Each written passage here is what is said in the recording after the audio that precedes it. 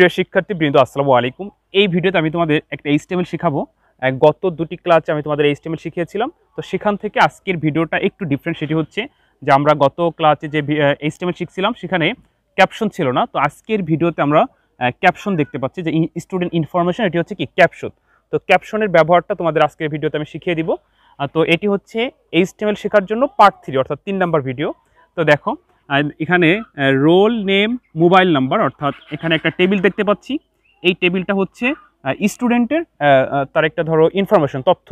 তো এই টেবিলটাকে এইচটিএমএল করতে বলছে এবং স্টুডেন্ট ইনফরমেশন নামে টেবিলের উপরে একটা ক্যাপশন আছে। তো টেবিলের উপরে ক্যাপশন থাকলে সেই ক্যাপশনটা কিভাবে লিখতে হয় আজকের ভিডিওতে ক্যাপশন লেখাটা তোমরা শিখতে পারবে। গত দুটা ভিডিওতে ক্যাপশন ছিল না, জাস্ট আমি নর্মাল করে তোমাদেরকে শিখিয়েছিলাম। তো আমি বলছিলাম যে তোমাদের যে 20-25টা এন্ট্রিবিউট 20-25টা যদি ট্যাগের কাজ তোমরা জানতে পারো তাহলে আইসিটি বইয়ে যতগুলো এইচটিএমএল আছে সব পারবে। তো ধারাবাহিকভাবে আমি আস্তে আস্তে করে বৃদ্ধি করব। যেমন গত ক্লাসে ক্যাপশন ছিল না, আজকে ক্যাপশন দিছি, এরপরে আন্ডারলাইন, তারপরে বড় ছোট করা, আস্তে আস্তে করে কালার করা, এগুলো শিখিয়ে দিব। তো দেখো আজকের এই টেবিলটার এইচটিএমএল করার জন্য আমাদের কি কি প্রয়োজন হবে, যেমন শুরু ট্যাগ লাগবে, শেষ ট্যাগ লাগবে, আমাদের ক্যাপশন লাগবে,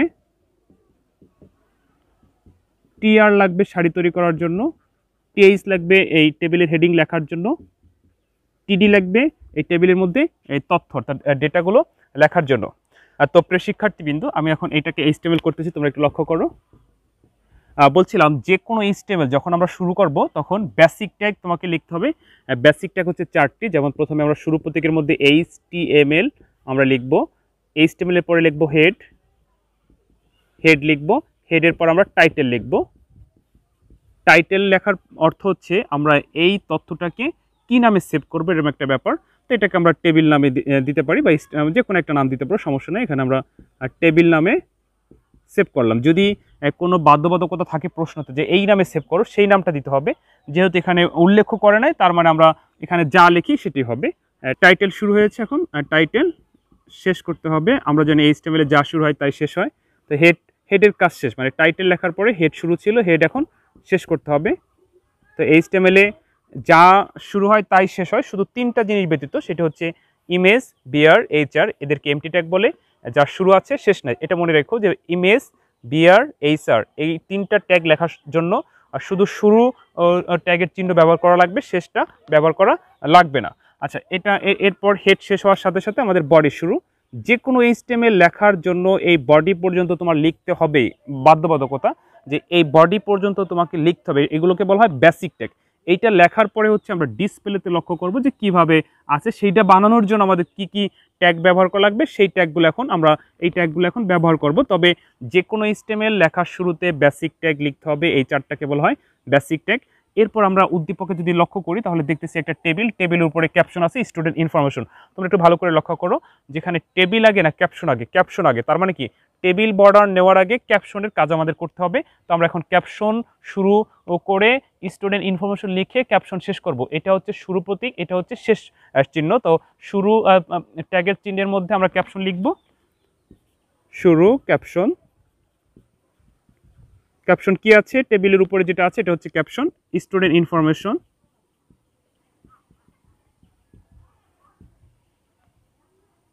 স্টুডেন্ট ইনফরমেশন ক্যাপশন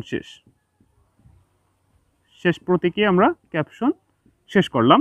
তো ক্যাপশন শেষ হওয়ার সাথে সাথে এখন আমাদের টেবিল শুরু করতে হবে। তো টেবিলের জন্য টেবিল বর্ডার নিতে হবে। তো আমরা এখন টেবিল বর্ডারে কাজ করব। টেবিল বর্ডার সমান সমান double inverted comma on pixel, কারণ এখানে অন টু কোনো বিষয় না, তুমি যা দাও তাই হবে। শুধু এখানে যত বেশি বড় লাগবে ততই দাগটা তত বেশি মোটা হবে, এটা কোনো বিষয় না। তো টেবিল বর্ডার নেওয়ার সাথে সাথে আমাদের একটা টেবিল হয়ে গেল। তো এই টেবিলের মধ্যে এখন আমাদের সারি প্রয়োজন। তো সারি তৈরি করার জন্য আমাদের প্রয়োজন হচ্ছে টিআর। তো আমরা এখন টিআর লিখব, আর টিআর দিয়ে শুরু করলাম। তো টিআর শুরু করার সাথে সাথে আমরা প্রথম সারিটা তৈরি করতে পারলাম। এখন তো আমরা প্রথম সারিতে দেখতে পাচ্ছি রোল নেম মোবাইল নাম্বার, এটা কিন্তু হেডিং। তো হেডিং লেখার জন্য লাগবে টিএইচ, আর তথ্য লেখার জন্য লাগবে কি টিডি। তো টেবিলের হেডিং লেখার জন্য ব্যবহার করা লাগবে টিএইচ। তো টিএইচ শুরু, প্রথমে আছে রোল, আমরা রোল লিখব, টিএইচ শেষ, আবার টিএইচ নেম, আর টিএইচ শেষ। এরপরে দেখতে পাচ্ছি মোবাইল নং, এটাও আমাদের হেডিং, টিএইচ শুরু, মোবাইল নং, টিএইচ শেষ। আমাদের এই প্রথম ঘরে কাজ শেষ, যদি এখানে আরও থাকতো আমরা আরও লিখতে থাকতাম। তো যখনই প্রথম সারি হয়ে যাবে তখনই আমাদের টিআর শুরু হয়েছিল, এখন টিআর শেষ। একটা ঘর হয়ে গেল, আমরা এখন দ্বিতীয় ঘরে যাব। যখন দ্বিতীয় ঘরে যাব তখন আমরা আবার টিআর শুরু করবো। ধরো আমার খাতায় জায়গা নেই, এরকম একটা ব্যাপার, আমি এই পাশে দাগ কেটে আবার করে দিচ্ছি। আবার আমরা টিআর শুরু করব। তো টিআর শুরু করে এবার লিখবো হচ্ছে, যা দেখতেছি আমরা টেবিলে দ্বিতীয় সারিতে, যার রোল 1, তার নাম হচ্ছে মিম, তার মোবাইল নাম্বার 017 ইত্যাদি। আচ্ছা যাই হোক, আচ্ছা তাই এখন এইটা লেখার জন্য আমাদের এখানে কোন ট্যাগটা ব্যবহার করা লাগবে? এটা লেখার জন্য আমাদের টিডি ব্যবহার করা লাগবে, কারণ হচ্ছে যে টেবিলের তথ্য অর্থাৎ ডেটা লেখার জন্য টিডি লাগে। তো আমরা দেখতে পাচ্ছি এটা একটা তথ্য, যার নাম মিম, তার রোল 1, তার মোবাইল নাম্বার এত। তো এই তথ্যটা লেখার জন্য আমরা এখন টিডি ব্যবহার করব। টিডি 01, টিডি শেষ, টিডি আবার শুরু, নাম মিম, টিডি শেষ, আবার টিডি শুরু, মোবাইল নাম্বার 017 ইত্যাদি, টিডি শেষ। তো দ্বিতীয় ঘর যখন হয়ে গেল তখন ওই যে টিআর শুরু হয়েছিল, টিআর শেষ। আমরা জানি এইচটিএমএল যা শুরু হয় তাই শেষ হয়, শুধু 3টা ট্যাগ ব্যতীত। আচ্ছা, আমাদের 2টা ঘর হয়ে গেল, আমরা 3 নাম্বার সারিতে আবার প্রবেশ করব। তো যখনই নতুন করে সারি লাগবে তখনই আমাদের টিআর প্রয়োজন। আবার টিআর শুরু, টিআর শুরু। এখন তৃতীয় সারিতে আমরা দেখতে পাচ্ছি যার রোল 2, তার নাম হচ্ছে তামিম, তার মোবাইল নাম্বার 017 ইত্যাদি। তো এখন এটাও তথ্য লেখার জন্য আমাদের কি লাগবে? টিডি। টিডি শুরু 02, টিডি শেষ, আবার টিডি তামিম, টিডি শেষ, আবার টিডি শুরু করতে হবে।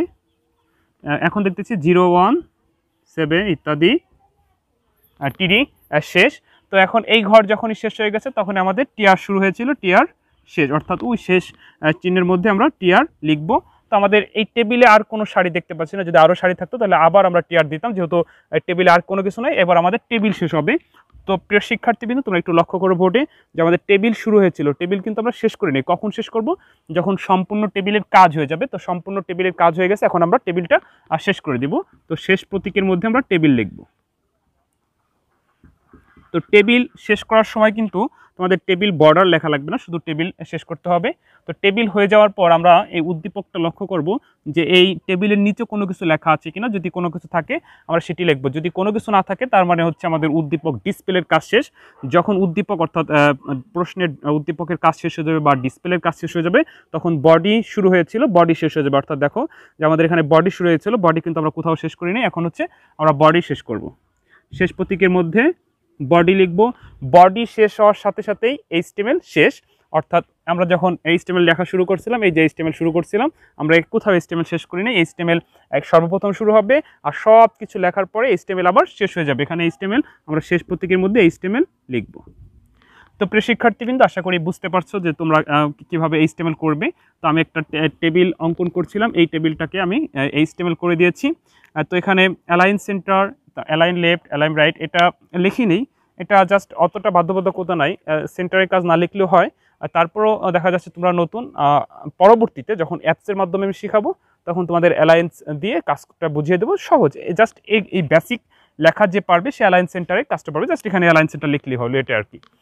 তো প্রিয় শিক্ষার্থীবৃন্দ, আশা করি সম্পূর্ণ ভিডিও দেখে এইচটিএমএল বুঝতে পারছো। এরপরে যদি কোনো সমস্যা থাকে অবশ্যই কমেন্ট করে জানিও। তো ভালো থেকো, অন্য কোনো দিন অন্য কোনো ভিডিওতে আবার দেখা হবে। আসসালামু আলাইকুম।